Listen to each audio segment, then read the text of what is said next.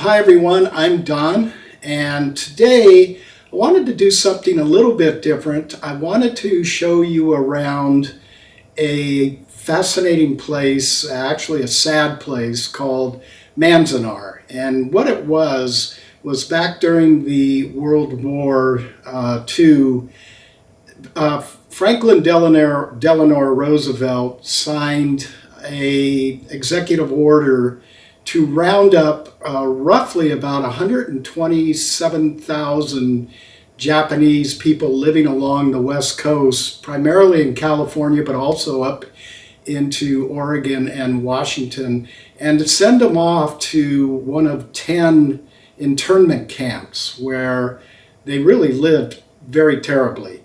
And one of these camps was Manzanar, which is located about 10 miles north of the little town of Lee Vining in the eastern side of the Sierra, where Mount Whitney resides. In fact, right outside the backyard of Manzanar, you're going to be looking at Mount Williamson, which is one of the very tall peaks. And anyway, I'm going to present this not a documentary, it's just my time over there. And then for photography too, because Ansel Adams was actually hired by the government to photograph the conditions over in Manzanar. And I want to show you with what they have left over there, what the conditions were like. But then I also want to take you up to an area where Ansel made a very famous shot, one of my favorite all-time Ansel Adams shots, which is simply called Mount Williamson. And about all I can tell you is it is behind Manzanar. I'm not going to give away the directions, but it'll be a little bit later on in this video, and you can find it. The information's out there on the web. And so, without further ado, why don't we get into the start of this video and take a look at Manzanar. So welcome to Manzanar. Sounds kind of strange to say welcome. This was an ugly time in American history, where during World War II, between 1942 and 1945, our government rounded up all Japanese people in our country, 2/3 of them who were actually citizens, and brought them to these relocation camps. This happens to be one of the largest. 10,000 Japanese were interned at this place during those 3-year period, and 2/3 of them were actually American citizens. Manzanar actually sits right along the main route, Highway 395 in the eastern Sierra, and that's a route that would take you all the way down to Southern California and up into Northern California.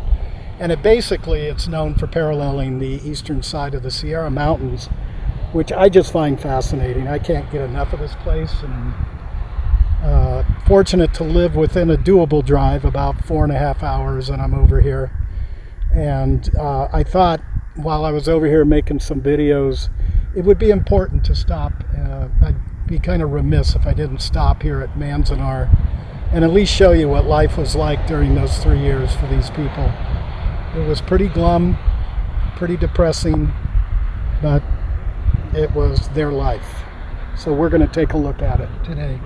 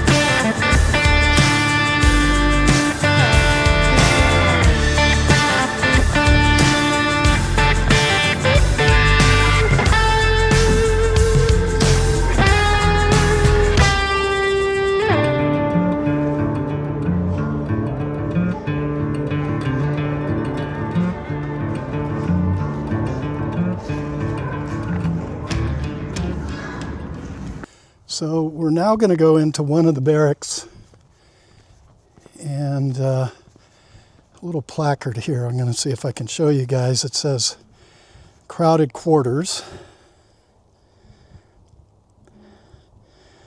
I'm seeing we had scorpions coming through the hole. They would get in our shoes. Oh my gosh. Let's take a peek inside and see what it looks like.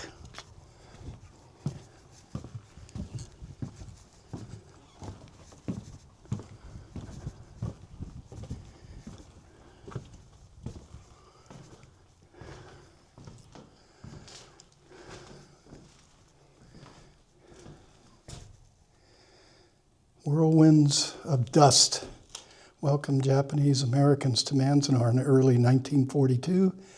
They arrived to rows of unfinished barracks, open sewer lines, and military police armed with rifles and bayonet.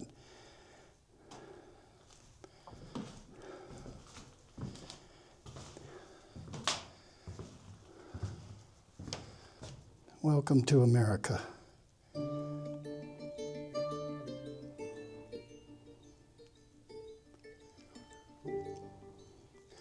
Three years these people had to live like this.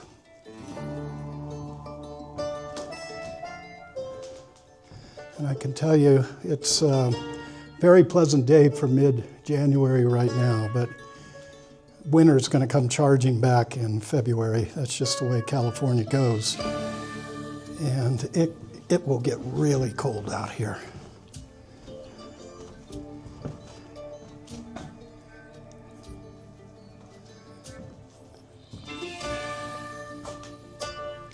So these phones are not phones that they had in here when they were here.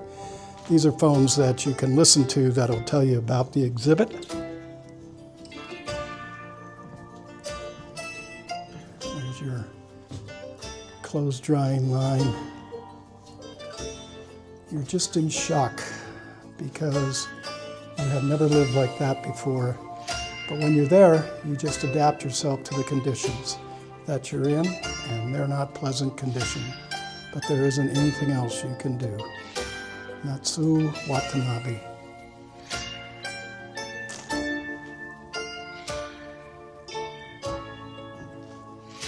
I can only imagine that depression ran rampant out here. We're going to go into another quarters now. Here are some basketball hoops and not any pavement for the court itself, but you could, this is very hard ground I'm walking on, you could at least bounce a ball out here. So you can see these are just basically, it looks like some sort of tar paper or something tacked up to probably some plywood. And that was your protection from the wind and the cold air.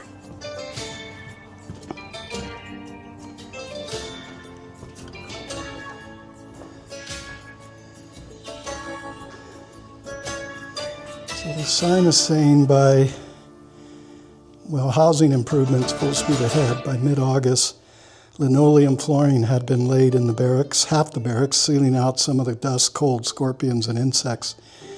Due almost any day now, reported Togo Tanaka and Joe Masaoka.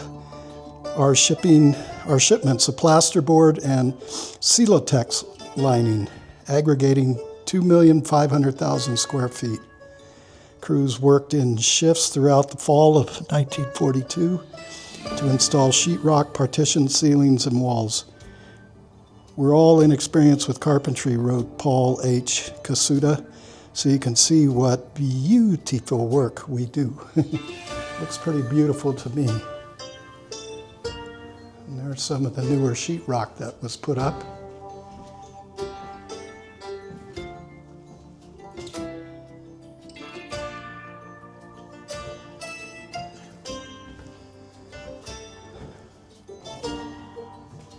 So this is the last of the three buildings, excuse me, that are out here.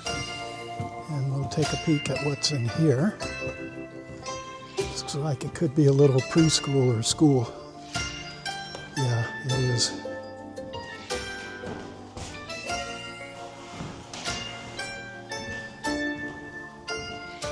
Kindergarten and nurseries in Manzanar. Ansel Adams did a lot of the photography out here. He was hired by our government to come out and shoot.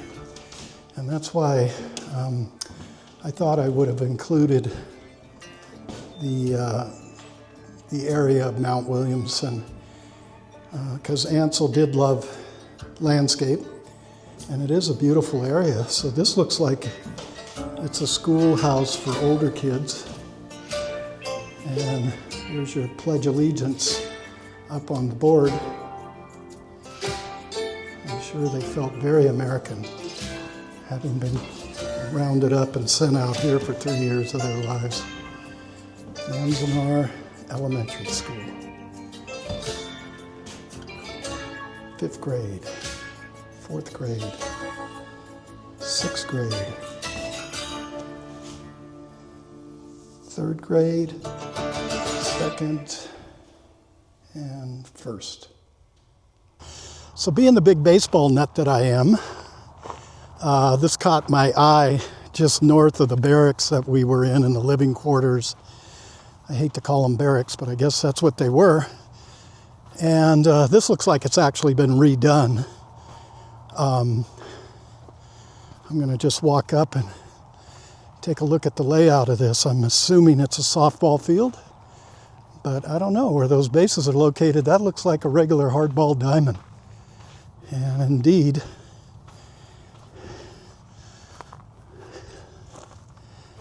it looks like it could be.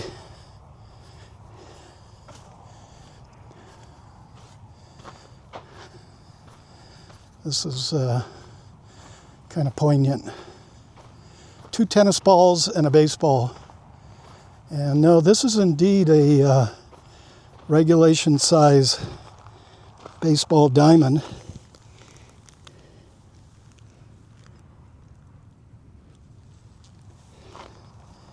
There's the pitching mound. You can see these wooden structures that would represent the bases.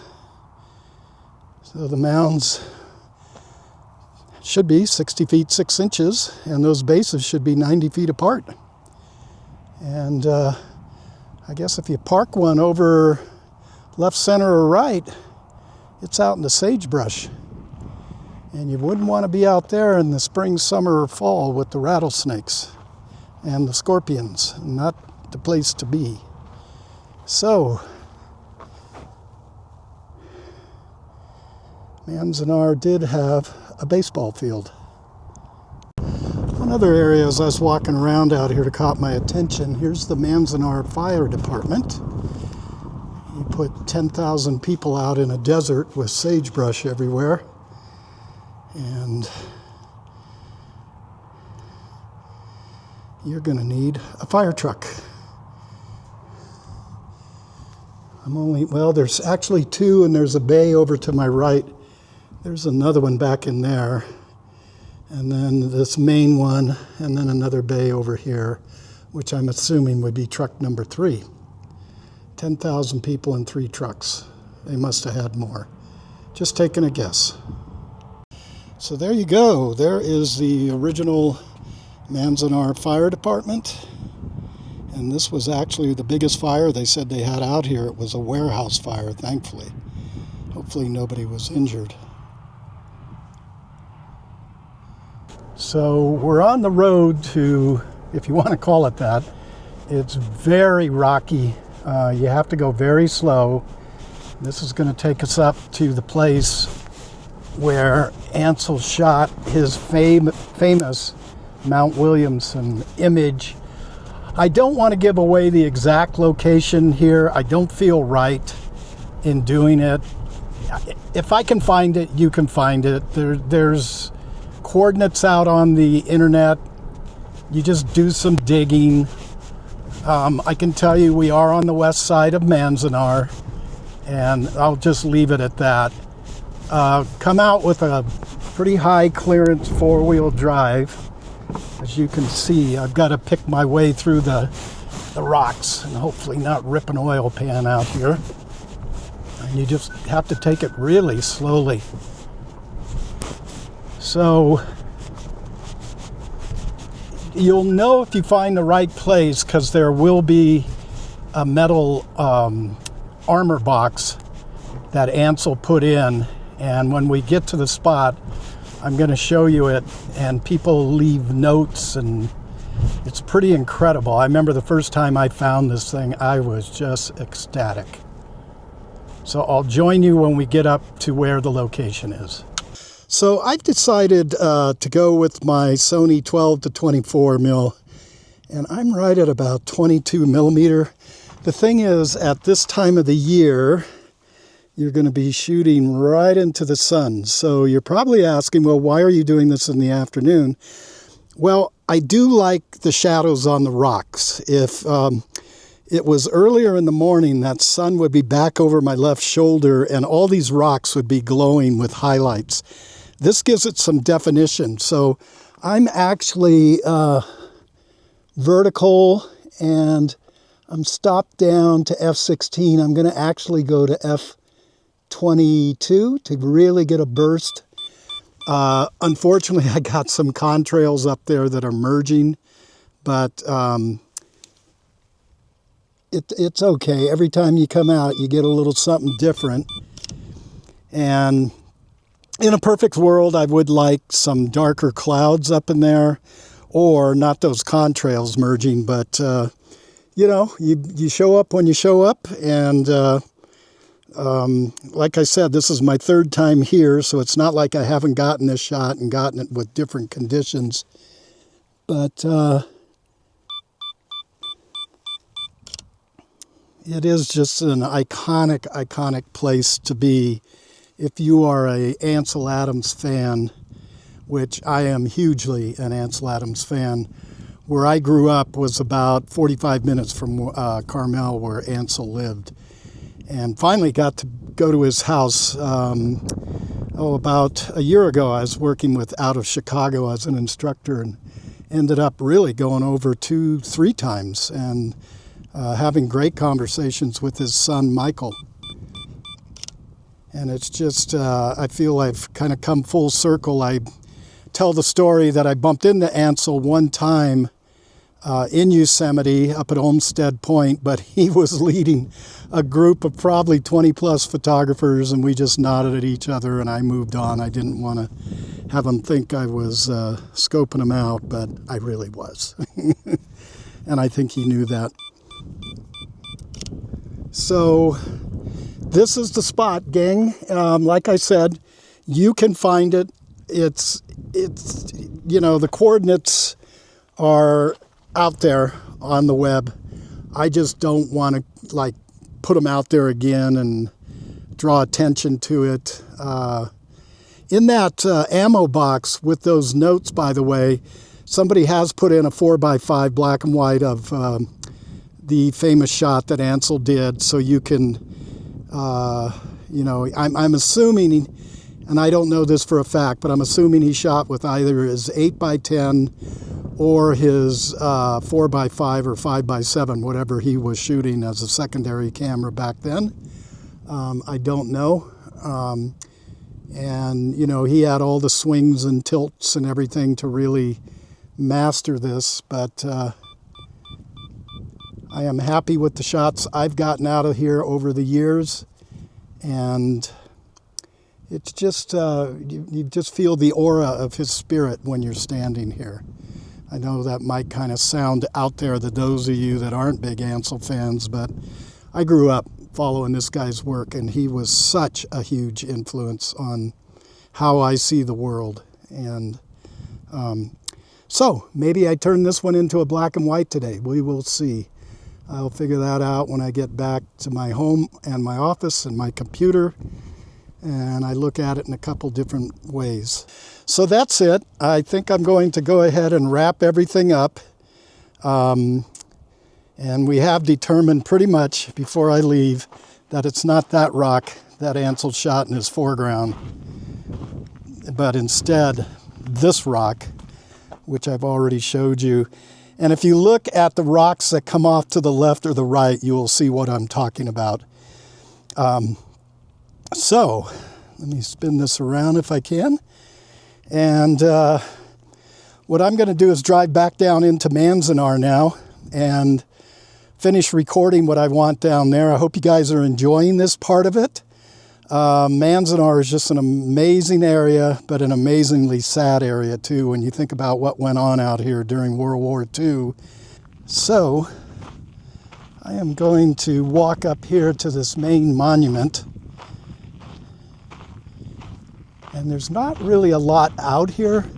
There are these little trees that are dormant right now. And I don't know if those are grave markers. I would have to research that. But this seems to be the spot where most people come. And I think it's very interesting. You can see there's rocks. Some people have made them into cairns, small cairns. And then this writing that I don't speak Japanese or read Japanese, so if somebody could write in what that means, we'd really appreciate it. And then we have these colorful banners all around here.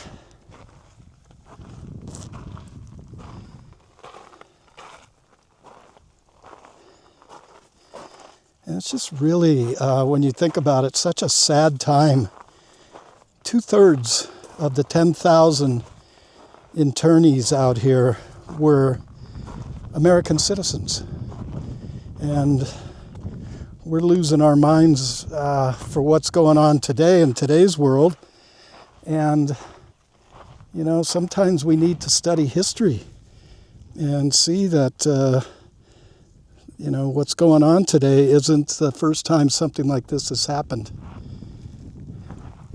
But this was the first time that I can recall it's happened in the name of national security.